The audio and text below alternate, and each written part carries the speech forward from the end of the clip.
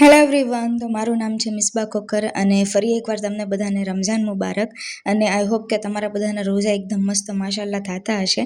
અને અત્યારે જો અમે ઇફતારીની તૈયારી કરી છે, તો હું ગ્રીલ સેન્ડવિચ બનાવું છું ચીઝવાળી, અને મમ્મી બનાવે છે અત્યારે ભજીયા. અને પછી હું અને ફૈઝાન નીકળી ગયા છે ઇફતારીની થોડી ઘણી વસ્તુ લેવા માટે બહાર. તો ઘરમાં થોડી ઘણી તૈયારી કરી નાખી ઇફતારીની, ને હવે થોડી ઘણી વસ્તુ બહારથી લેવું. એટલે આજે મેં ફૈઝાનને કીધું કે ભાઈ હું આજે તારી હારવાર આવી શકતે. અને અમે આવી ગયા છીએ સાંઢિયાવાળામાંથી થોડીક વસ્તુ લેવાની હતી ઇફતારીની, તો ખમણ એ બધું લઈ લીધું. અને આજે મારે હલીમ ખાવાની એવી ઈચ્છા હતી, હું હલીમ માટે સ્પેશિયલ આવી, પણ હલીમ મને ક્યાંય ન મળ્યો. તો મેં કીધું હવે કાલે હલીમનું રાખીએ, કાલે ખાઈ લઉં. અને અમે આવ્યા છે અત્યારે નવાપરામાં સ્પેશિયલ તીખા બટેટા લેવા માટે. અને માશાઅલ્લાહ અલ્હમ્દુલિલ્લાહ, રમઝાન મહિનાનો ક્રાઉડ બધી જગ્યાએ એટલો છે ને કે તમને દેખાય જ આવે કે રમઝાન મહિનો છે. રમઝાનની રોનક જ અલગ હોય છે કે જે આડા દિવસે તમને ન જોવા મળે, ખાલી એક વર્ષમાં એક જ મહિનામાં તમને જોવા મળે, એ છે રમઝાન મહિનો.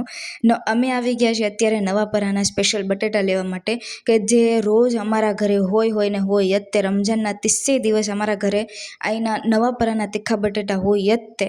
એટલે બટેટા લઈ લીધા અને હવે જલ્દી ઘરે પહોંચીએ, કેમ કે ઇફતારીનો ટાઈમ થઈ ગયો છે, 2 જ મિનિટની વાર છે. અને અમે હજી રસ્તામાં જ છીએ. તો ફૈઝાનને કીધું ફૂલ ફાસ્ટ ગાડી હકાલ, તું જેટલી ફાસ્ટ હકાલી શકતો એટલી ફાસ્ટ હકાલ.